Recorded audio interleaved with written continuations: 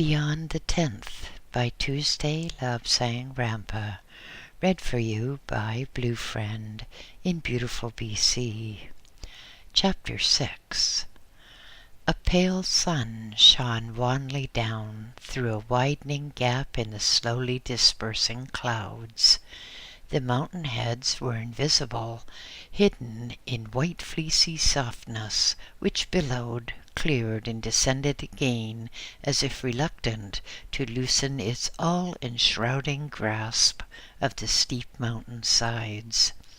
Below, the valley of Lhasa was gleaming, newly washed by the recent torrential downpour. Innumerable frogs sat on the banks of the lake, croaking away in thankfulness for the flood of insects who had been washed from the leaves of distant trees and then fallen willy-nilly into the ever-waiting mouths below. The willows sighed and rustled gently as the raindrops trickled down from the topmost leaves, and then sank with soft musical plops into the waters of the lakes.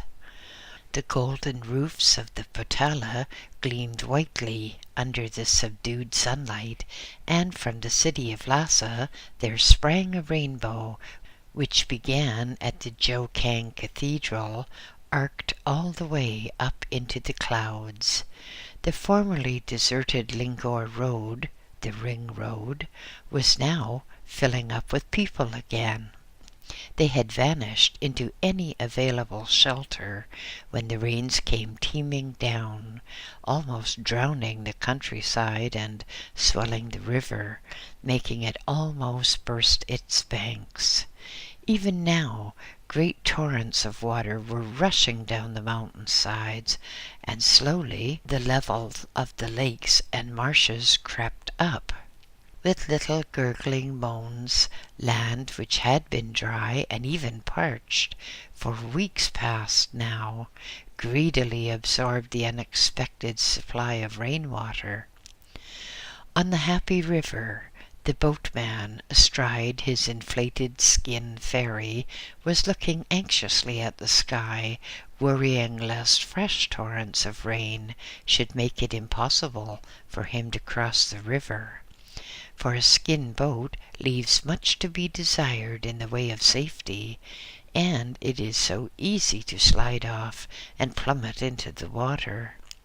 Ferrymen, like sailors the world over, rarely know how to swim, and this ferryman had no conception of that art. But the road was filling up again, household monks going about their task of getting supplies from the marketplace of Lhasa, water-bearing monks scampering down the rocky path to the little well, now overflowing, and then trudging slowly, tiredly up that path again, carrying the essential water for the Potala and for Chakpori too, for Chakpori, although much smaller in population, used for its size a vast amount of water because of the preparations of herbs and other forms of medical treatment. On the road, lamas went about their business. High lamas with their retinue of waiting monks, and others who disdained the trappings of rank, rode on in solitary splendor, or with just one attendant following. Traders with grunting yaks made their slow way through the western gate, and on the last stage of their journey to Lhasa. Traders avid for profit, but avid for talk too. Avid for the open-mouthed wonderment with which some of their stories would be heard. From the other direction, from the city itself, other traders were setting out to climb the mountain passes and to make their slow way through snow-laden rock surfaces, where a slip would mean death, and then, the danger surmounted, they would eventually, in days or weeks, reach India, reach Kalimpong and other trade centers. about to pass each other.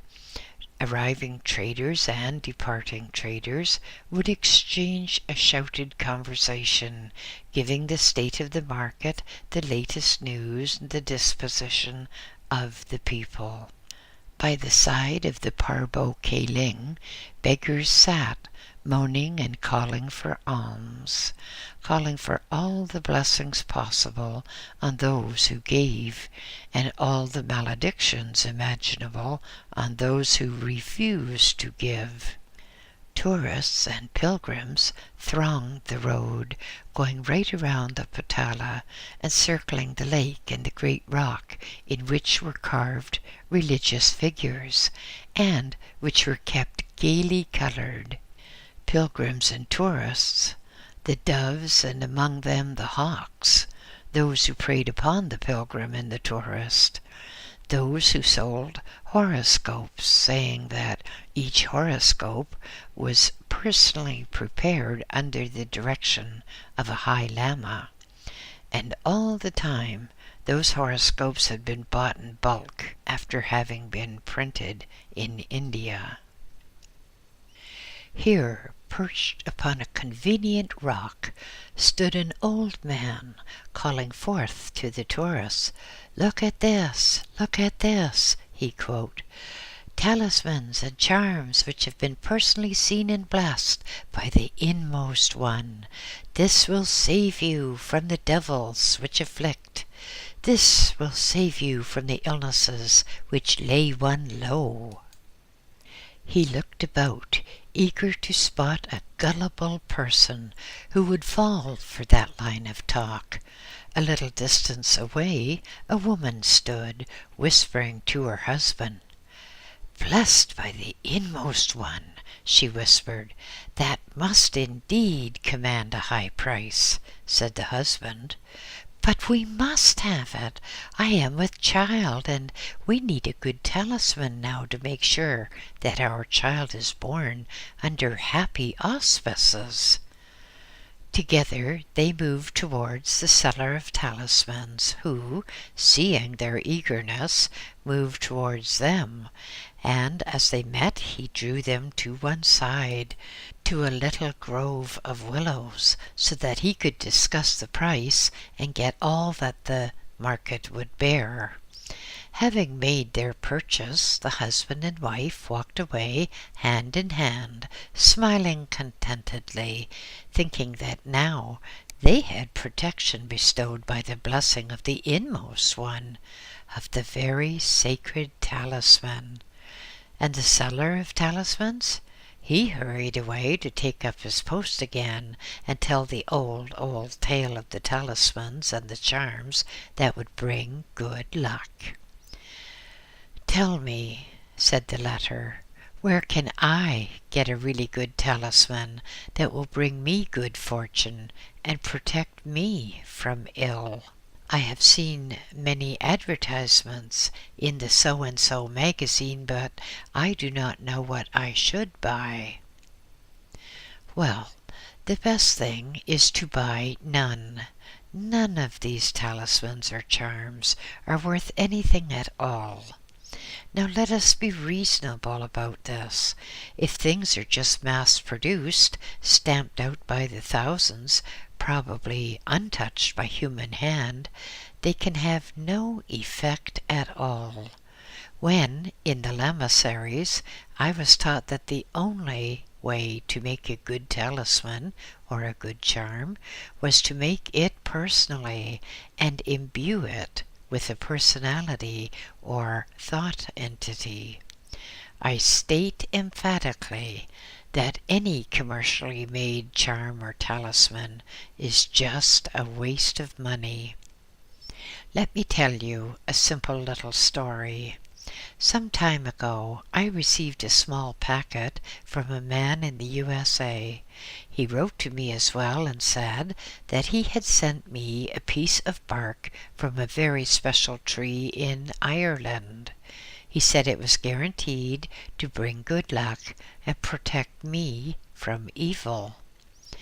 The piece of bark came to me in a special envelope, and there was a folder with it. There was also the picture of a small tree. The folder went on to say that for over 300 years pieces of bark had been cut from this tree and had been sold all over the world. Wherever there were people, said the folder, these pieces of bark had been sent. Thousands of pieces, millions of pieces. Now I ask you, what sort of tree can supply bark for 300 years and not die? What sort of tree can supply millions of pieces of bark and keep on healing and growing?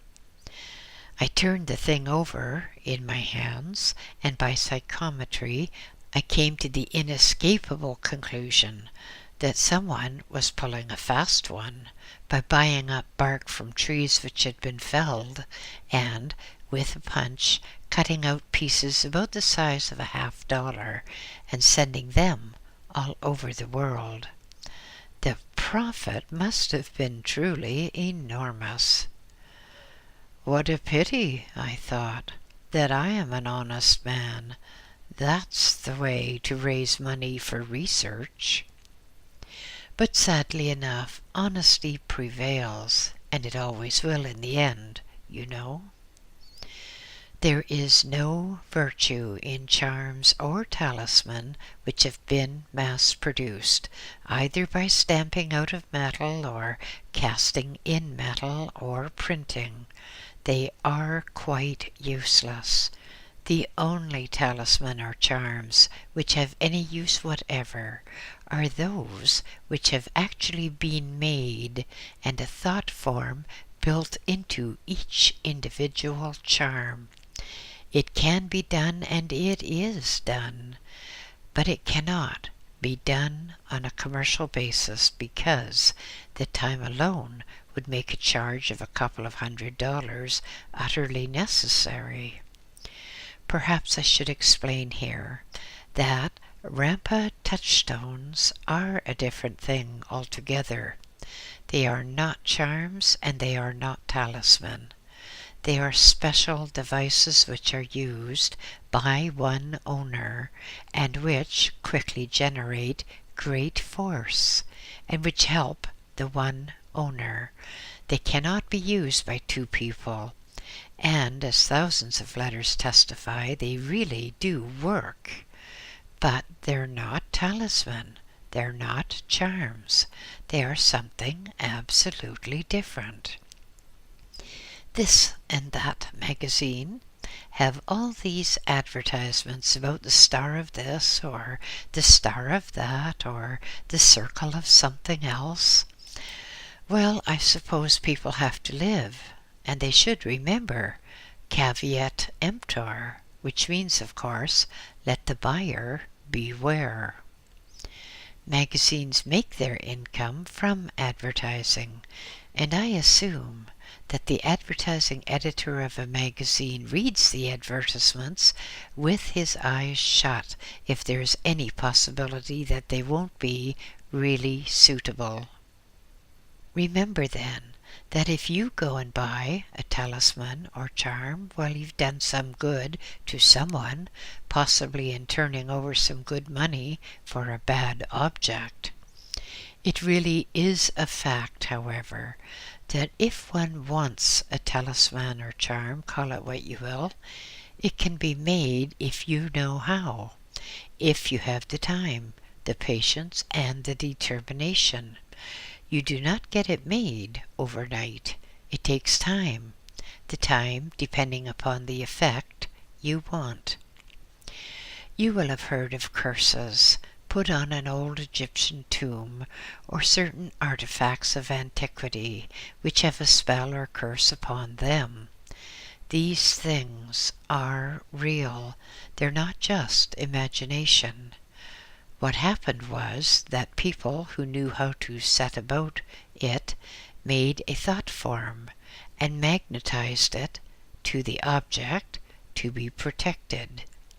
The thought form comes into action when certain conditions are present.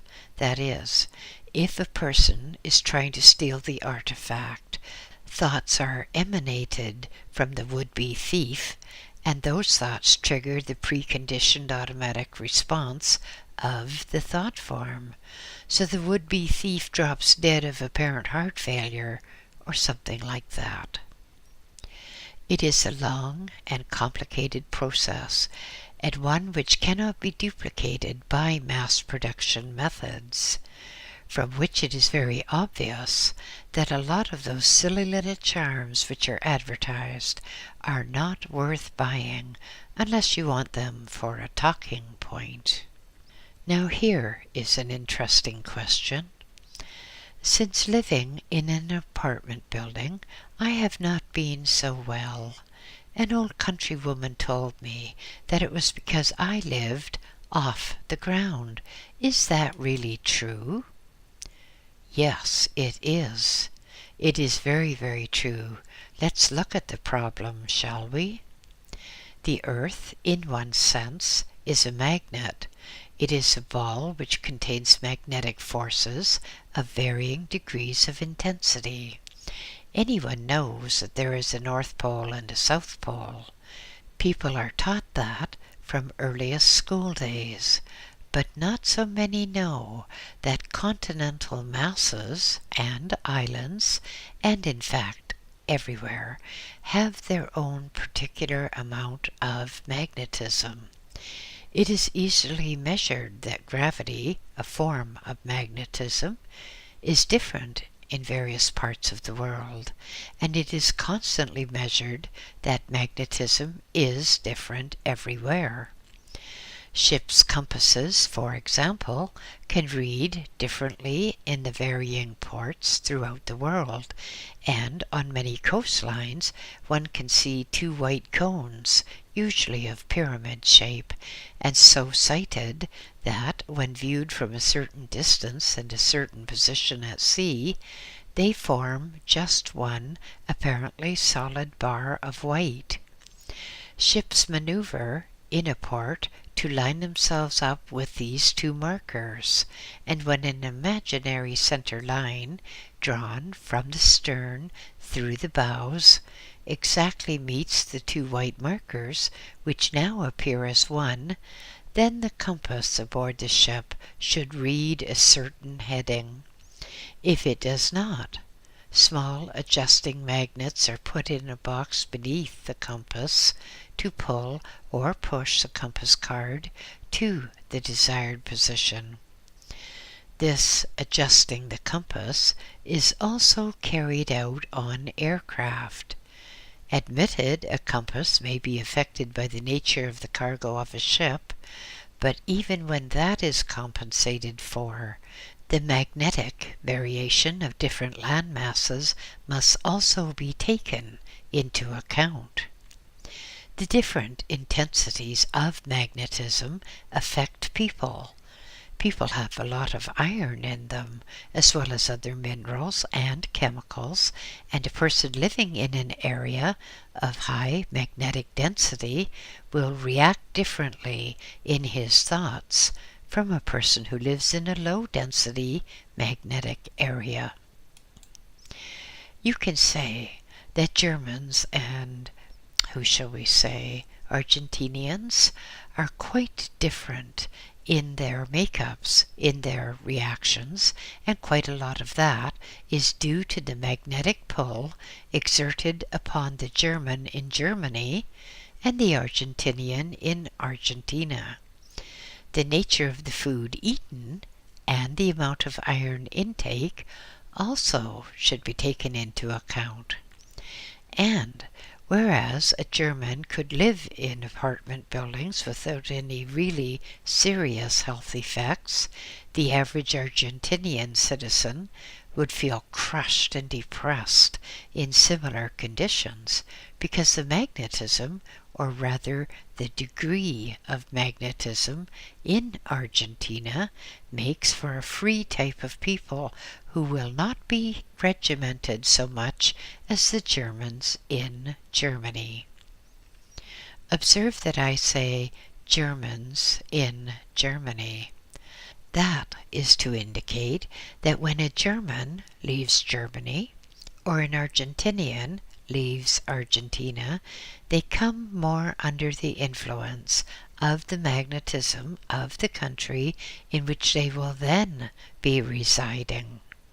Anything is affected by the basic magnetism of the country.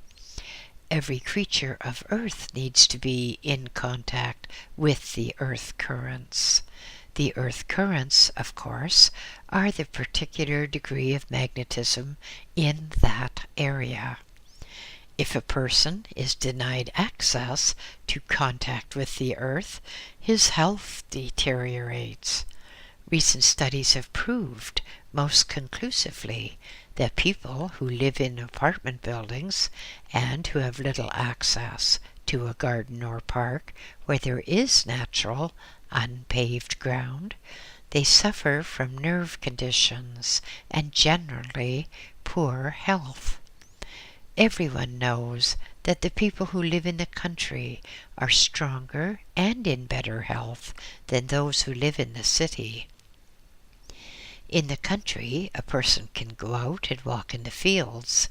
He can get in contact with good, clean water, whereas in the cities, everything is paved over with a mixture of tar and stone or artificial stone, materials which tend to insulate the human body from the Earth's currents.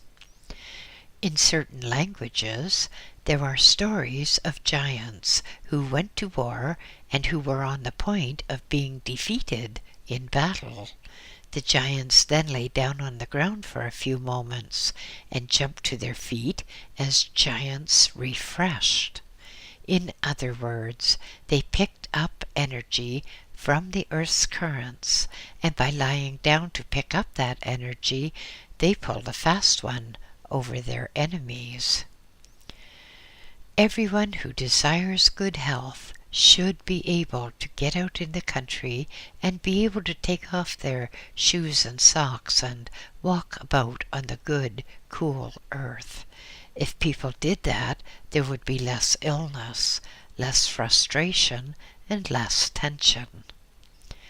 While on this subject of earth currents, one might mention the position in which one should sleep. Now, people are not rubber stamp impressions. Not all people are alike, but all people can benefit to an astonishing degree by sleeping in such a position that they derive the maximum gain from the natural earth currents. The best way to do this is to set aside a month for experiment. For 1 week, have your bed facing north and make a careful day-by-day note of how you slept and how you feel with the bed facing north. For the next week, have the bed facing, say, east, and again make careful notes of how you feel.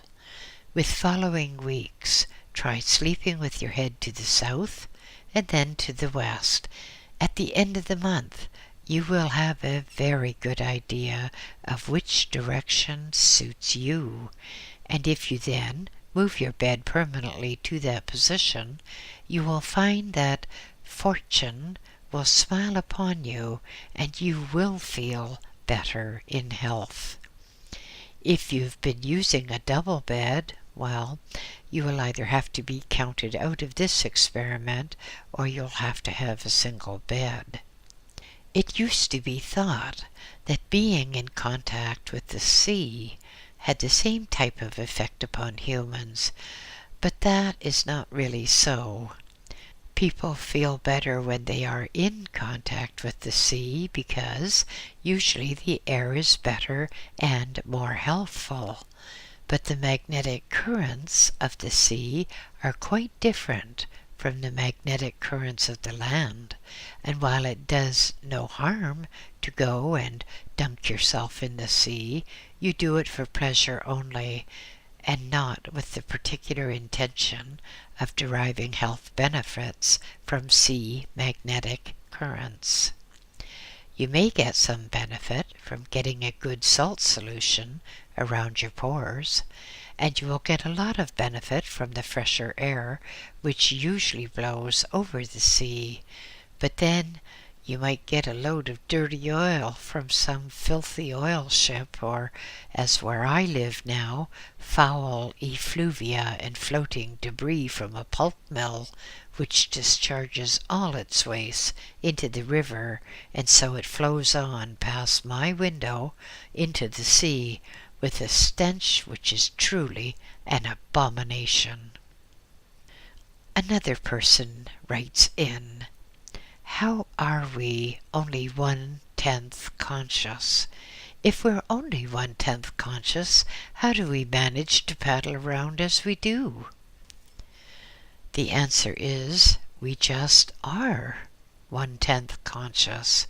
After all, you can have a car and you can move around at 10 miles an hour. You can even have a thing fitted to limit your speed to a predetermined amount, and then, although the car is capable of much more speed, you are limited to that which the car has been preconditioned. The human limit is 1/10 conscious.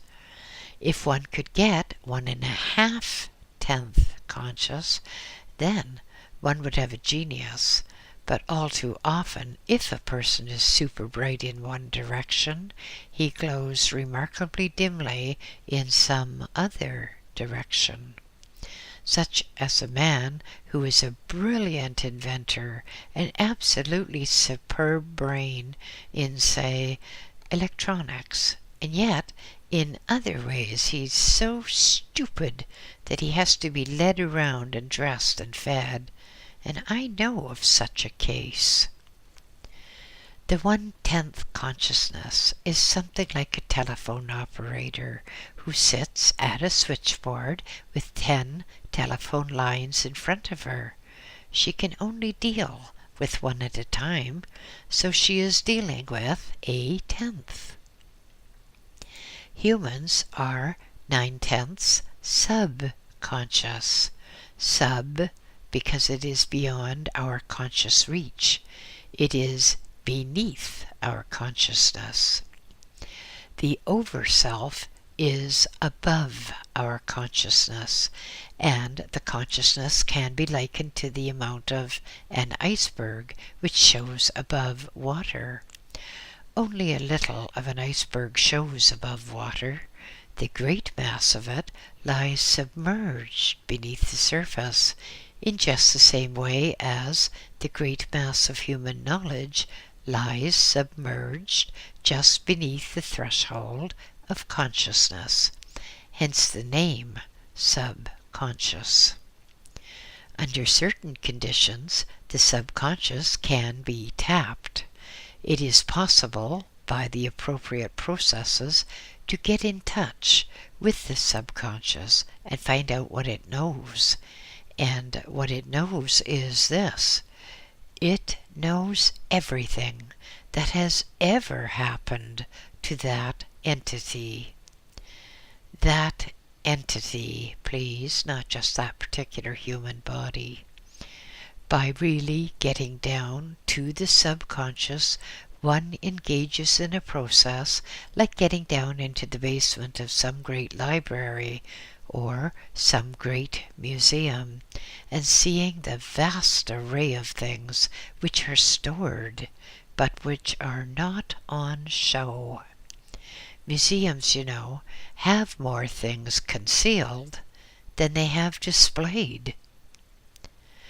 Tap the subconscious of a human, and you can find out all about anything that has ever happened to that human.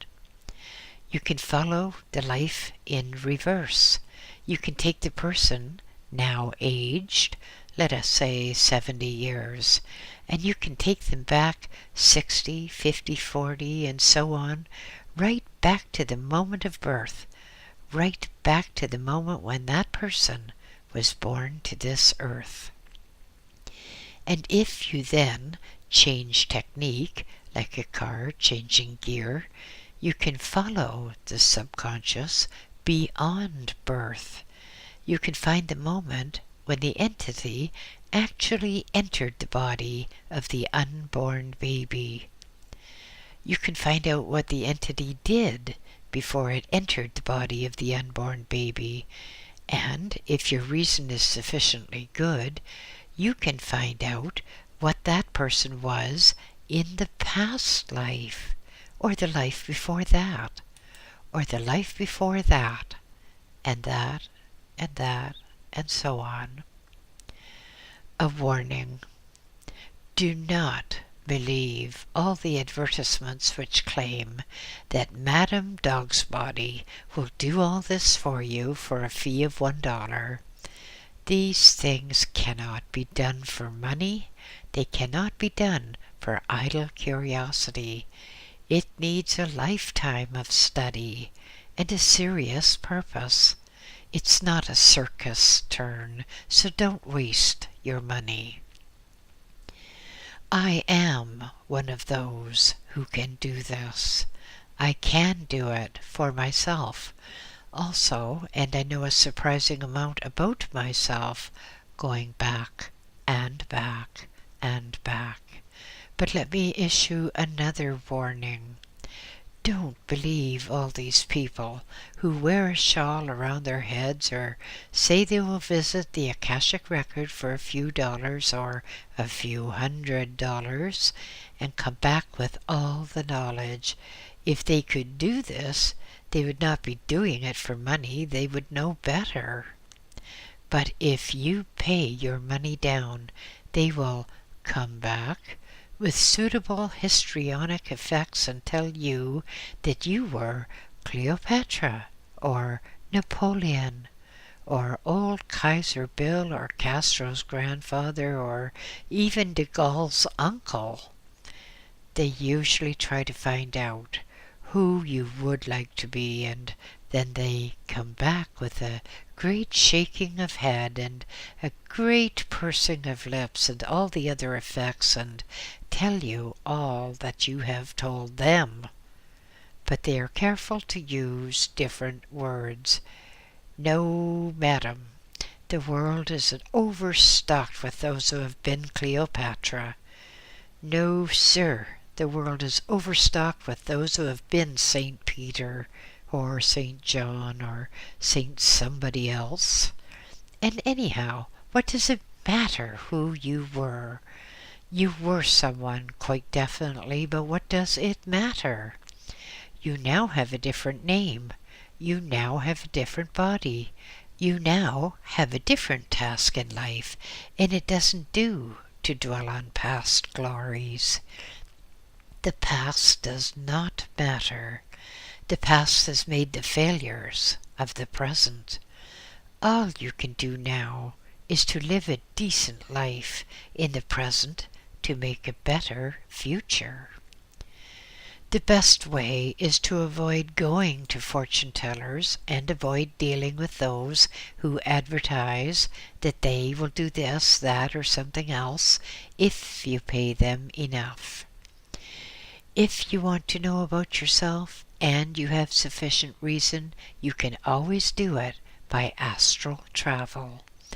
If you want to know something, then try meditation. There is a chapter about it in Chapters of Life.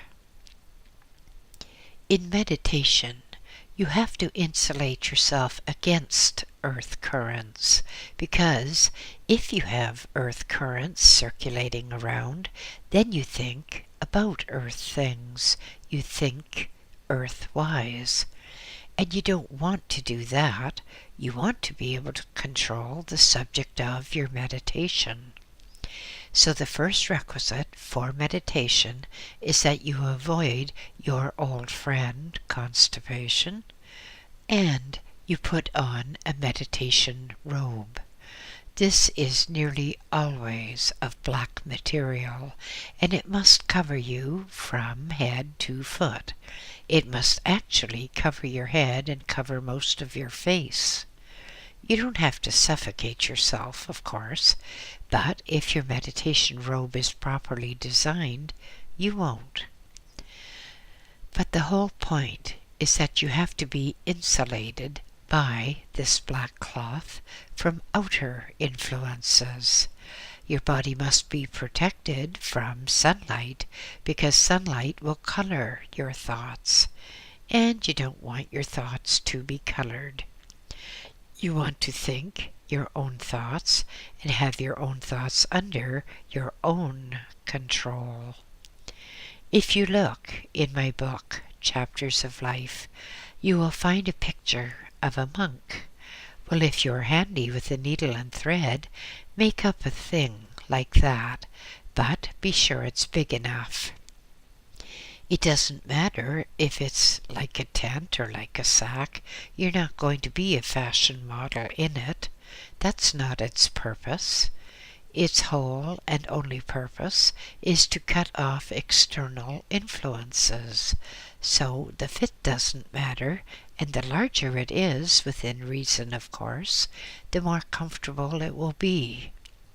You should keep this meditation robe for meditation alone, and you should not wear it for any other purpose than when you are meditating. You should also keep it safely away so that no one else can use it and no one else can touch it. Because if another person touches it and tries it on, you have that other person's influence in the robe, which you are trying to avoid. And so you have another obstacle. By meditating under this insulated, isolated condition, you are immune to outside influences. Thus you can get really down to the heart of the matter in which you are interested. You can take yourself through the various stages of meditation, going deeper and deeper and deeper, so that in the end you can be meditating in such a state that you are floating. And when you have reached that stage, you can know quite a lot about what's going on beyond the 10th of consciousness, and into the 9/10ths of subconsciousness.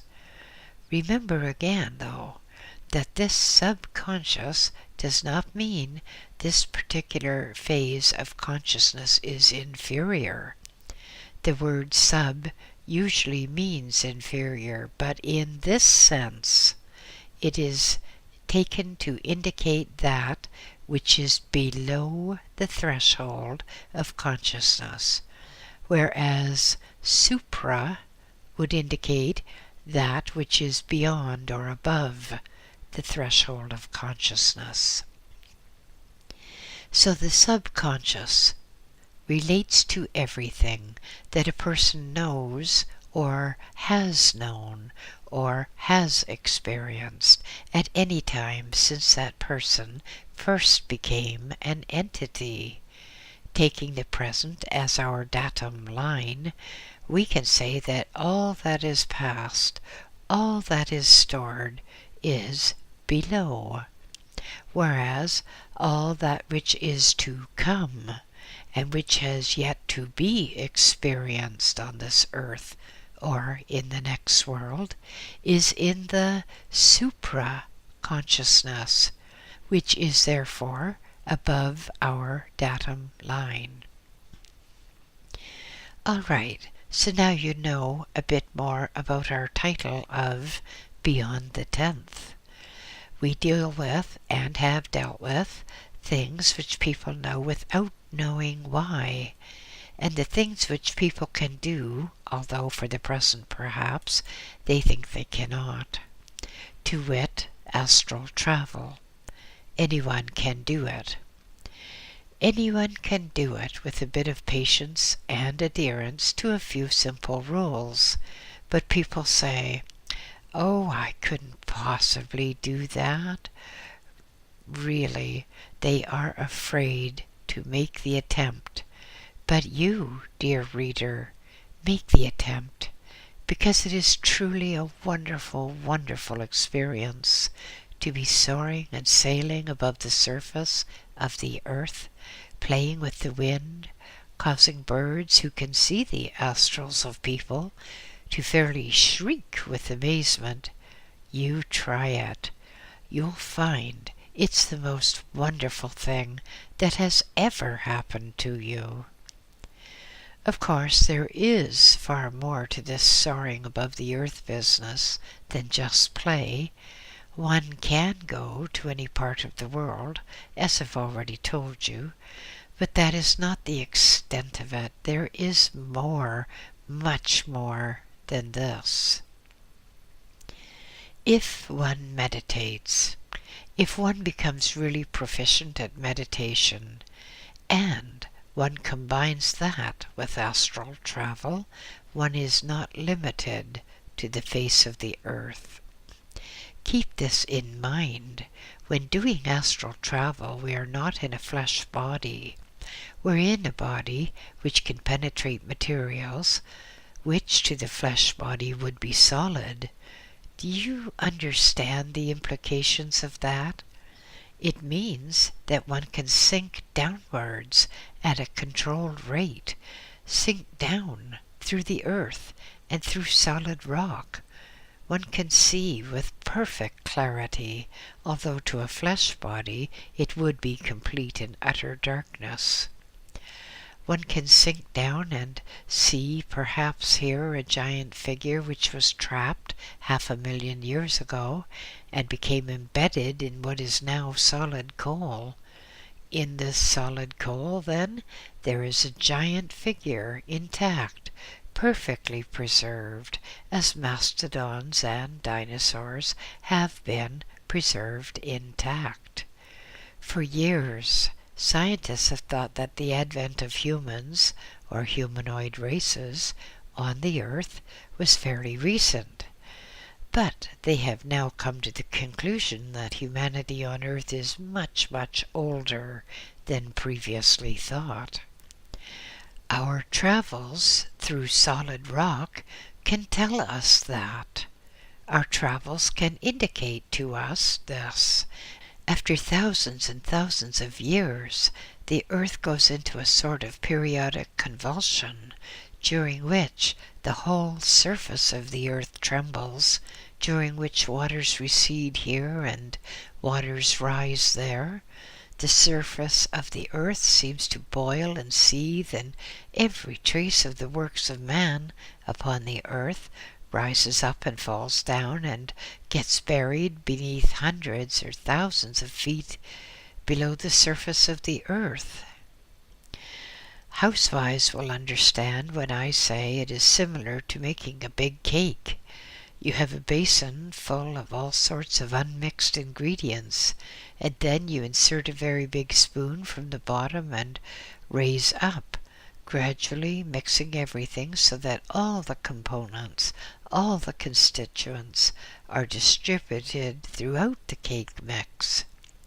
So, every 500,000 years or so, the earth gets rid of unwanted stock and prepares the surface of the earth for the next bunch, who, it fondly hopes, might be more successful. Life on earth is old. The age of the dinosaur and the mastodons and all those creatures was just the start of yet one more experiment, just as in thousands of years to come, this earth will end as we know it at present. The whole surface will seethe and bubble, and the cities and the works of man here will tumble down and be buried thousands of feet below the surface, so that anyone coming to earth would say it was a new world which had never been inhabited. It takes a lot of experience to do this type of astral travel, but I can do it, and I tell you that you can do it also, if you will practice sufficiently, if you will have faith in your own ability, and if you will remember that you cannot do it to bring back messages for other people at so many dollars a visit. I have seen, deep down in the Arctic ice, hundreds of feet or even thousands of feet below the surface, strange forms.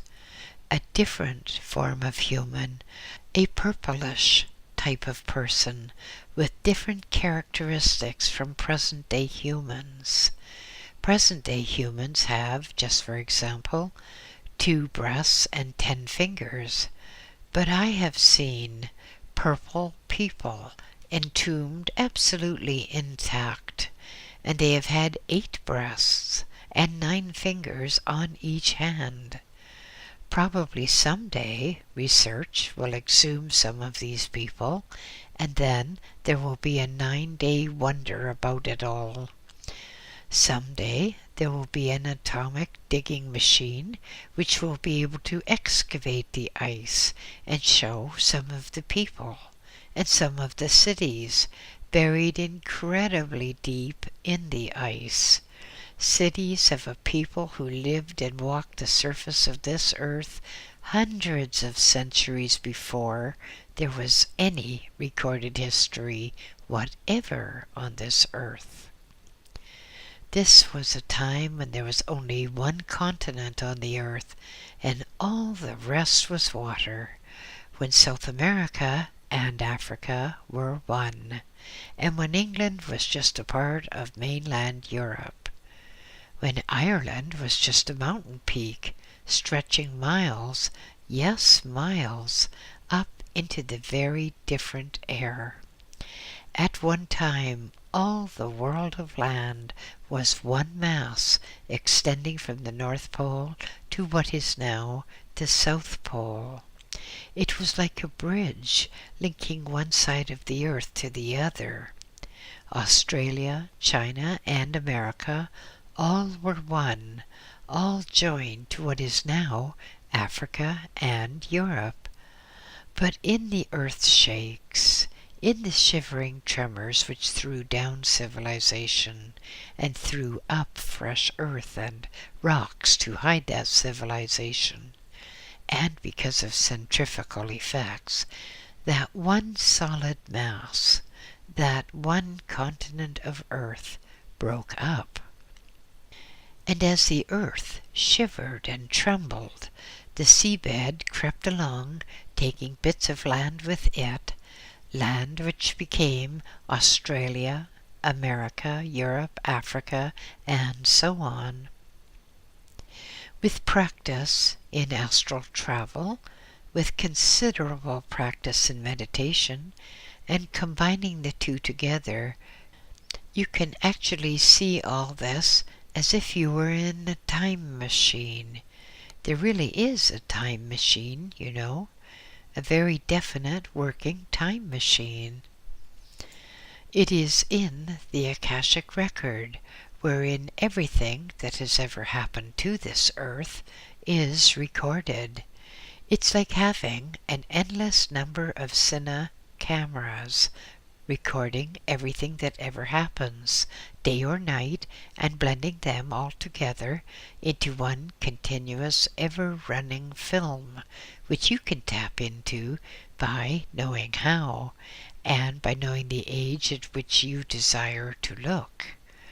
It is truly a fascinating thing to see a civilization upon the earth, a flourishing civilization, but one in which the people are very different from the humans whom we know now and are accustomed to seeing. In this particular civilization, for example, people moved about, not in motor cars, but on what may well be the origin of the old story about the flying carpet. They moved about on platforms, which looked, for all the world, like mats.